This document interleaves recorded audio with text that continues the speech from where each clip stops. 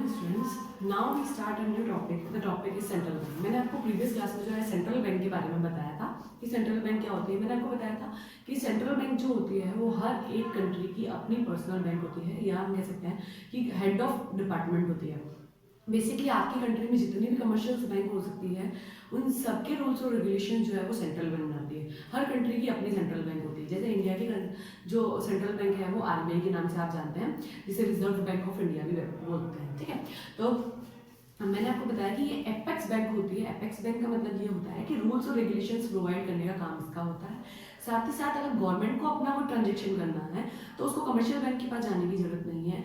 वो जो है सीधा ही अपना जो कॉन्टैक्ट होगा वो आरबीआई से रखेगी। ठीक है, उसी के साथ गवर्नमेंट को एडवाइस अगर चाहिए या फाइनेंशियल एडवाइस की अगर नीड है या फाइनेंशियली अगर कोई भी सपोर्ट की नीड है तो वो डायरेक्टली आरबीआई से कॉन्टैक्ट कर सकती है। ठीक है, साथ ही साथ जो है आरबीआई गवर्नमेंट्स के जितने भी ट्रांजेक्शन्स होंगे उनको मैनेज भी करती है, और रूल्स और रेगुलेशंस वो कमर्शियल बैंक को प्रोवाइड करती है। ठीक है, एक और चीज़ ये है यहाँ पर कि यहाँ पर जितने भी हमारे हम कह सकते हैं कि इश्यूज होते हैं, जितने भी इन्फ्लेशन और डिफ्लेशन से रिलेटेड, उनको कंट्रोल करने का काम भी जो है हमारे सेंट्रल बैंक ही करती है। सप्लाई ऑफ मनी आपकी मार्केट में कितनी होनी चाहिए, इसका ध्यान भी जो है वो सेंट्रल बैंक ही रखती है। तो बेसिकली सेंट्रल बैंक क्या है, एक एपेक्स बैंक है जो कमर्शियल बैंकों के ऊपर काम करती है। ठीक है, the central bank is apex bank that controls entire banking system.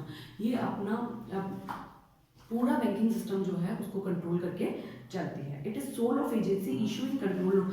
ये जो है एजेंसी सोल है बैंकिंग सिस्टम की पूरी तरीके से, और साथ ही साथ ये पूरा ध्यान रखती है कि आपकी जो है कंट्री में कितनी मनी का फ्लो करना है, कितना स्टॉक रखना है। साथ ही साथ इन्फ्लेशन और डिफ्लेशन से अगर हमको लड़ना है या उसको कंट्रोल करना है तो उसको जो उसके लिए जो सोल्यूशंस होंगे वो भी हमारी सेंट्रल बैंक ही प्रोवाइड करती है।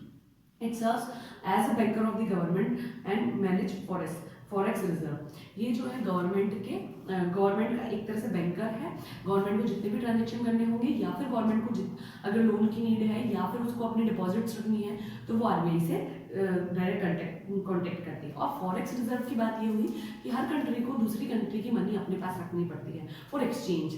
जैसे आपको पता है कि टूरिस्ट अगर यहाँ आते हैं तो वो तो डॉलर या यूरो या पाउंड ऐसी चीज़ें लाएंगे, और फिर अगर उनको यहाँ परचेजिंग करनी है तो उनके लिए उनको रुपए की जरूरत होती है। तो उसके लिए हमको फॉरेक्स रिजर्व रखना पड़ता है कि हम उनकी मनी को अपने पास रख लेंगे और उनको ट्रांजेक्ट कर देंगे। अगर हमारा इम्पोर्ट्स हो रहे हैं, हमारे एक्सपोर्ट्स हो रहे हैं, तो उसके लिए भी हमारे को फॉरेन मनी की नीड होती है। तो उसी के लिए उसको जो रिजर्व करके रखना है उसका काम भी जो है हमारी सेंट्रल बैंक ही करती है। आपको मैंने मनी एक्सचेंज मार्केट के बारे में भी बताया था।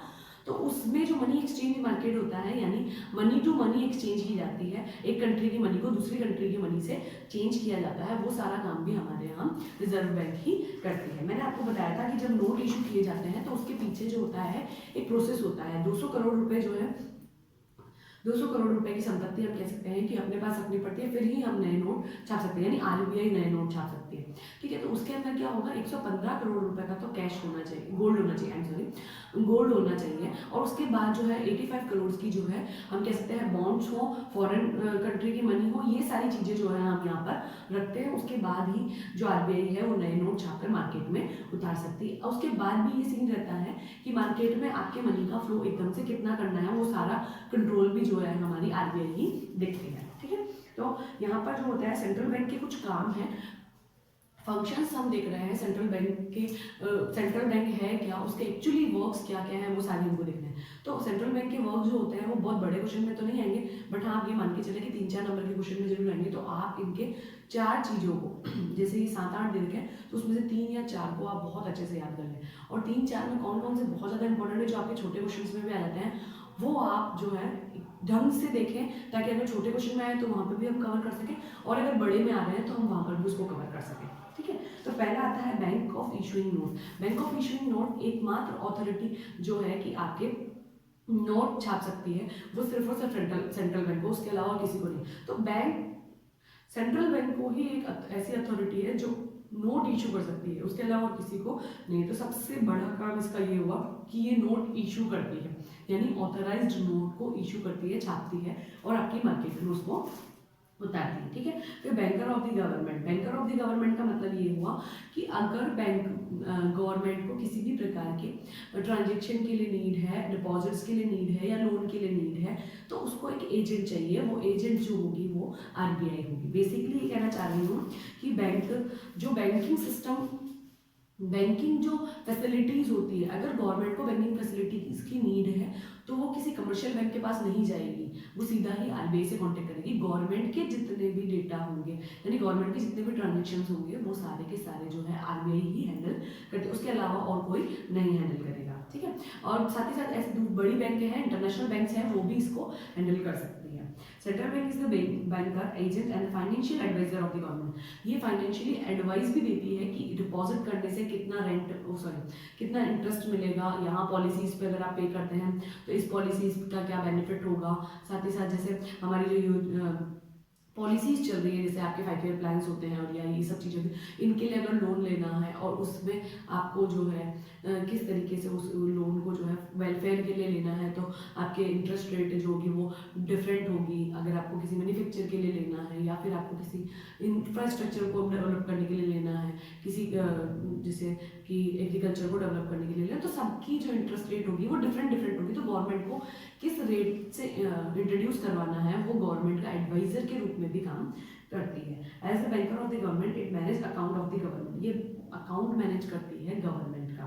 साथ ही साथ an agent of the government it buy sells security on the behalf of government, sells और सिक्योरिटी का भी ध्यान रखती है, किसी को क्या सेल करना है, किसी की सिक्योरिटी क्या रखनी है उसके बिहाफ पे, वो सारा काम भी हमारी बैंक गवर्नमेंट का आरबीआई ही देखती है। As the adviser of government it frames policies to regulate the money market, money market के अंदर जो है फ्रेम करती है कि रेगुलेशंस कैसे होना चाहिए, मनी का फ्लो जो होना चाहिए वो कैसा होना चाहिए। गवर्नमेंट को इन्फ्लेशन और डिफ्लेशन से बहुत प्रॉब्लम होती है, ये कंट्रोल करने वाली चीज़ें हैं। प्राइस स्टेबिलिटी के लिए हमको मेहनत करनी पड़ती है।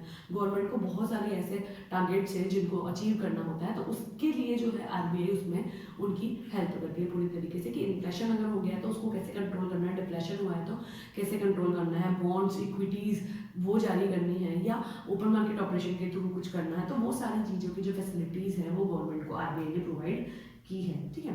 फिर आता है bankers bank and supervisor rule. ये जो है बैंकों का जो है वो बैंक है, ये हम कह सकते हैं कि आरबीआई जो होता है वो कमर्शियल बैंकों की अपर रूल्स और रेगुलेशंस प्रोवाइड करने वाली शाखा है, ठीक है। तो इसका सिंपल मतलब ये हुआ कि जितनी भी हमारी कमर्शियल बैंक है उसको रूल्स और रेगुलेशंस की एक लिस्ट प्रोवाइड करने का काम, उन पर कंट्रोल करने का जो काम होगा वो आरबीआई का होगा। सुपरवाइजर रोल का मतलब ये हुआ कि वो उनको सुपरवाइज करती है कि किसी ने भी अगर रूल्स और रेगुलेशंस को ब्रेक किया है तो उसको उसके बदले में क्या पनिशमेंट मिलेगी, ठीक है। और साथ ही साथ ये ध्यान रखती है कि कोई भी बैंक जो है किसी तरीके का कोई घोटाला ना करे। और दूसरी चीज़ ये भी होगी कि अगर किसी बैंक ने कोई भी रूल्स और रेगुलेशंस को ब्रेक किया है तो उस पर जो है उनको पनिश करना है, उस बैंक को बंद करना है, या फिर जो है अगर वो दिवालिया हो गई है बैंक, यानी अगर वो लॉसेस में जा रही है तो उसका पर कंट्रोल कैसे करना है।